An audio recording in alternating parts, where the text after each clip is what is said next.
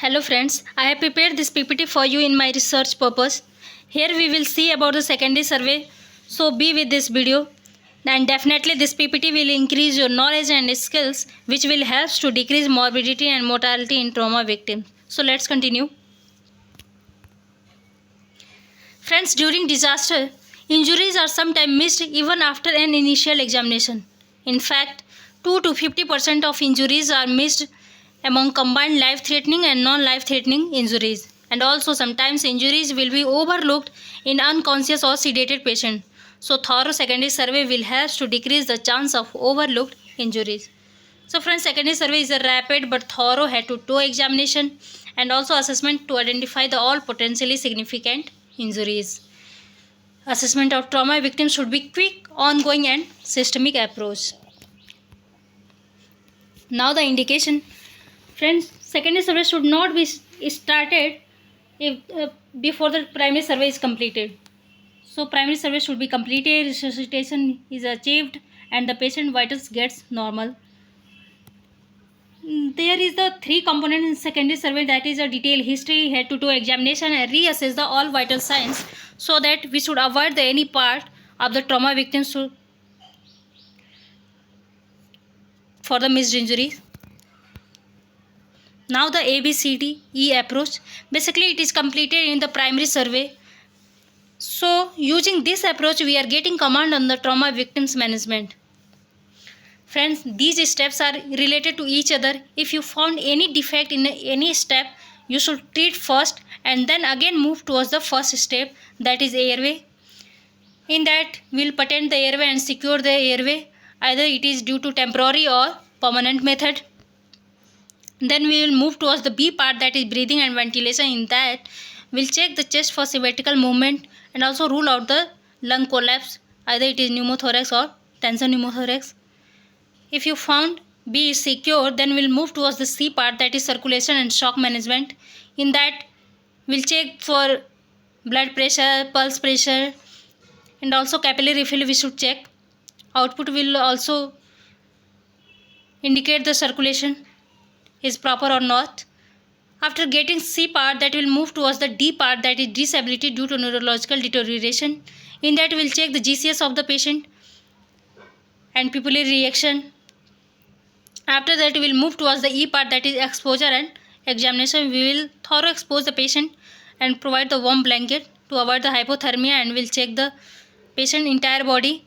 We will also log roll the patient and check the back part.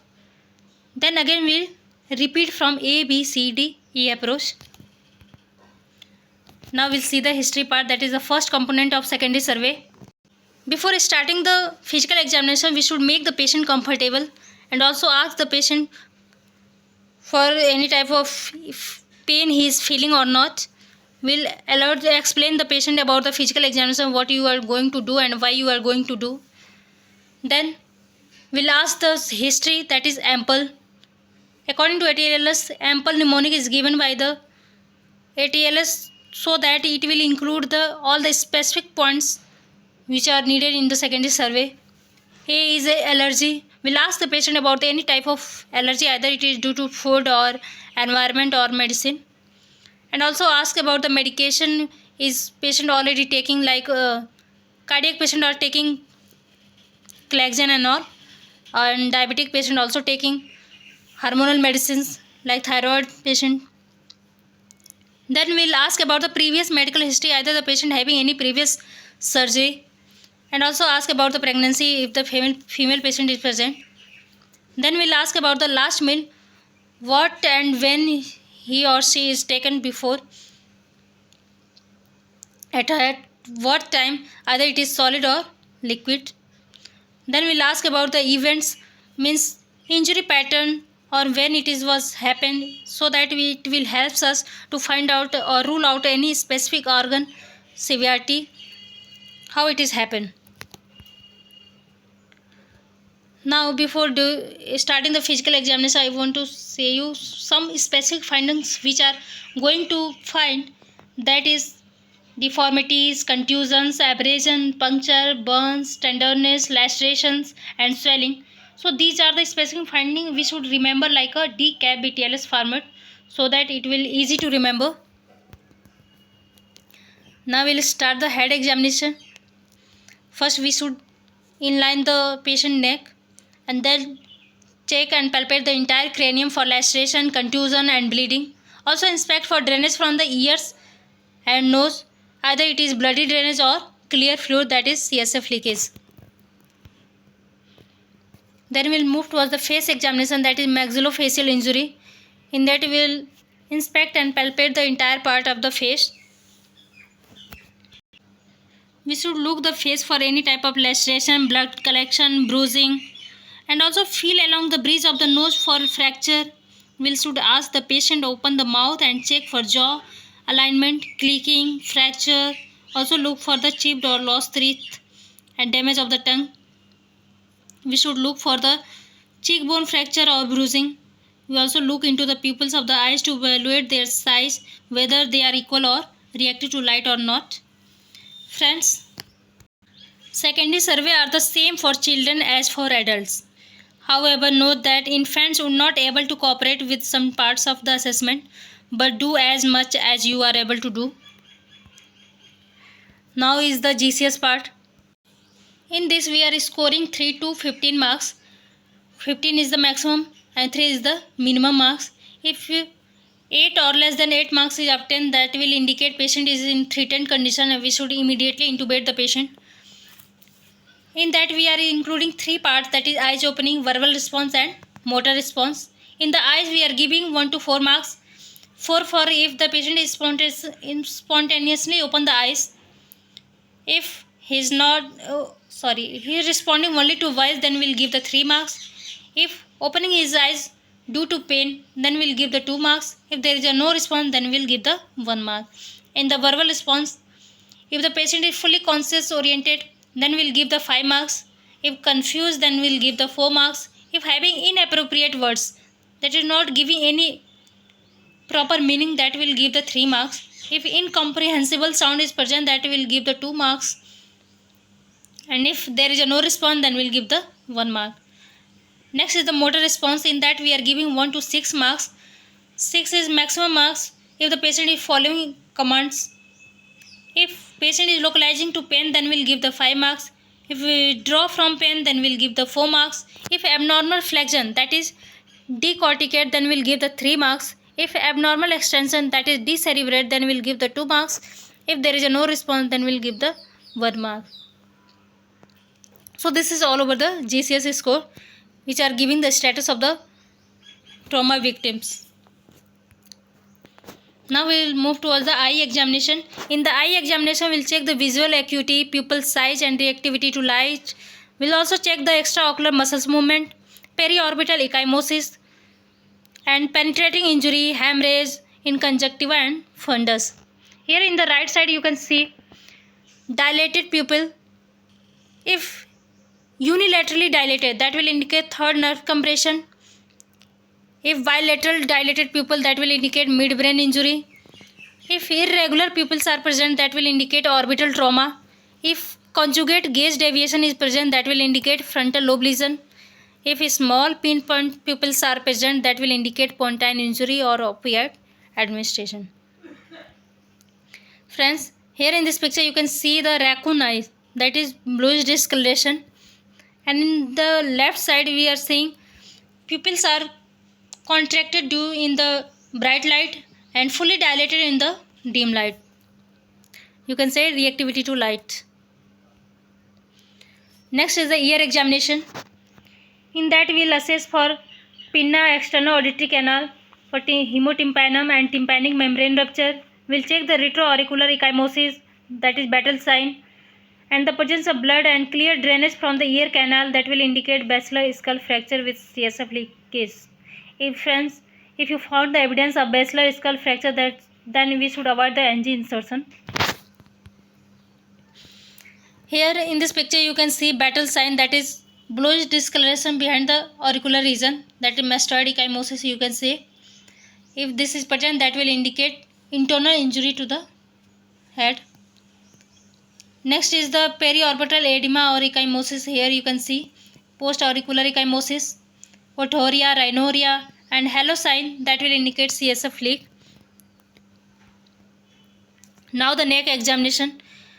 Before starting the neck examination, we should stabilize the patient's C-spine. Here in this picture, you are seeing one person is intubating the patient and another person is stabilizing the neck, so that we should avoid the further injury, because we don't know about the extent of injury is patient having. So we should apply the cervical collar and remove it when you are ruled out about the C-spine injury. In the neck examination, we should check for tracheal deviation, tension pneumothorax and neck vein distension. Also palpate for tenderness, swelling and deformity of C-spine. We'll check for crepitus over larynx, that will rule out laryngeal fracture. And in last, if you found any specific findings, then move towards the further investigation and management. Now the chest examination. We should entirely inspect the chest, including clavicles, rib and sternum. Make sure the chest is symmetrically movement and look for sign of bruising and also of trauma for laceration, gunshot wounds and exit wounds. Listen to the lung for breathing from both sides to make sure a lung has not collapsed. Listen the heart for any muffled sound that will indicate pericardium tamponade. So entirely we will check the chest.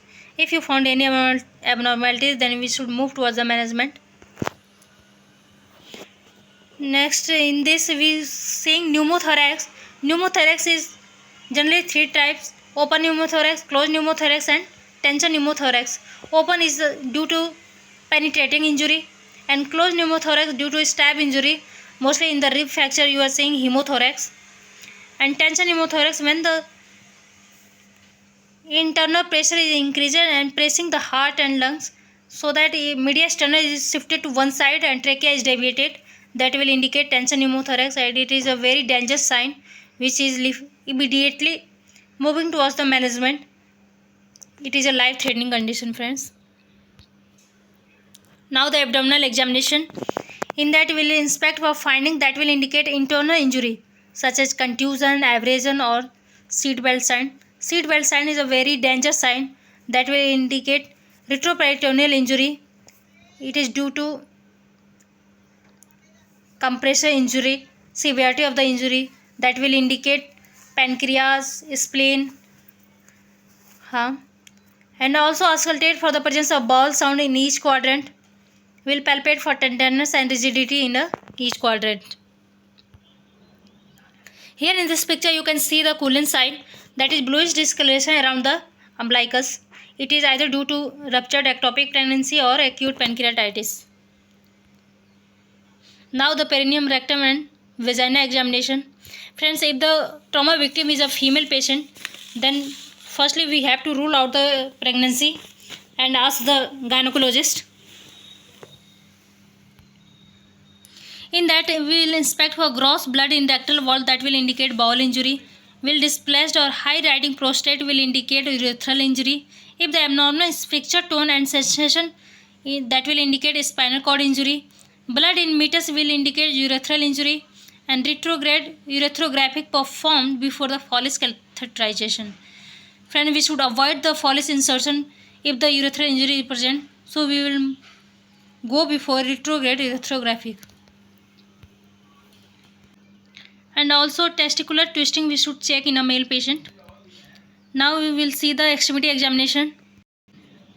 Friend, we should try to don't forget to check any part of musculoskeletal system.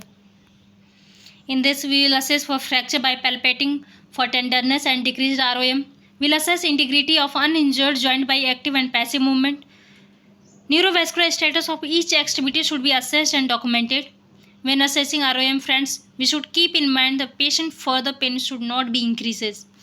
Patient comfort is our priority. Now we'll see the neurological examination. Friends, presence of focal neurological findings or mental status changes is a very predictive of complications following trauma. So neurological examination has to localize and lateralize the lesions due to traumatic head or spine injury. In the neurological examination, trauma victims is a systematic evaluation of an important clinical sign that provide evidence for further management. In that, we'll check the GCS, motor and sensory function and pupillary examination. GCS and pupillary examination we have seen earlier. Now we'll see the motor and sensory function. In the motor, we'll check the muscles strength. We'll record the muscles strength for all muscles groups of the upper and lower extremities. We'll rate the strength from flaccid paralysis, that is 0 marks, to normal, that is 5 marks. In that, we are giving 5 marks if the patient having normal strength. Then we'll give the 4 marks if the patient having movement but against the resistance but less than the normal. We'll give the 3 marks if the movement against the gravity is present but not against the added resistance. We'll give the 2 marks when the movement at the joint is present but not against the gravity. We'll give the 1 marks when the visible movement present but no movement at the joint. And if there is no muscles movement, then we'll give the 0 marks. Now the sensory examination. In the skin sensation, we'll check by rubbing the cotton ball over the skin to determine the soft touch with a cotton tipped swab to determine the dull touch. And in the nerve examination, by using some simple test, we are checking the nerves. Like in olfactory nerve, we are giving the patient to smell. It is either shampoo or oil, anything, or soap. And for the optic nerve, use a fundoscope to examine inside the eye. Turn off the light and look for the blurring of the optic disc, that will indicate papillary edema, and this can signal the bleeding in the brain. And in the cranial nerves, this is a particularly important if there was having the head trauma. Now move towards the oculomotor nerve. We'll check the pupils to see that they are equal round and reactive to light or not. Have the patient hold her head straight while you move your finger. She should watch while only moving her eyes. Now we'll check the trochlear nerve. In the trochlear nerve, we'll check the downward and internal gaze of the eyes. And in the trigeminal nerve, we'll check this nerve when you check the extraocular movements of the eyes in all directions, that is side to side, up and down. Sorry, I will tell about the abducens nerve. Trigeminal nerve will check by lightly touch the patient's cheek with your finger, so that if the trigeminal nerve will damage, that will indicate severe pain. And in abducens nerve, we are checking by the extraocular movement in all directions. Now the facial nerve. Have the patient smile big or close her eyes tightly, that will indicate the intact facial nerve. Acoustic nerve will check the hearing by whispering in each ear to pick up any subtle deficit. And glossopharyngeal and vagus nerve, we are together. Have the patient drink a small amount of water and test gag reflex with tongue depression. And for the spinal accessory nerve, have the patient shrug her shoulder.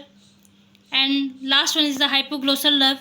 In that, have the patient stick her tongue out straight ahead and to the left and to the right, showing strength against the cheek. So these are all about the nerve. Now we'll see the posterior back, that is E part exposure. In that, we are minimum 3% or more we can use for log rolling the patient, so that we should avoid the cervical further injury. In that, in this picture you can see 1% is stabilizing the neck and 2% by crossing their hand supporting the patient, and together they are moving the patient to observe the back. Entire back should be assessed. We will examine the skin, look for any bruising that might indicate trauma, laceration or gunshot wound. We will also palpate each individual vertebra of the back, especially palpate the thoracic and lumbar spine, feeling each vertebra for pain that might indicate a fracture. So don't forget to check any parts of the musculoskeletal system that you might not have examined earlier. So this is all about the physical examination. Thank you friends for seeing this video. And in last, friends, secondary survey is all over depend on the effective team communication of the trauma. So by using this knowledge, we should avoid the morbidity and mortality in the trauma victims. So friends, use this knowledge in your clinical side. Thank you for watching this video. I will give the link for post test. Please friends, give the post test so that I can continue my study. Thank you.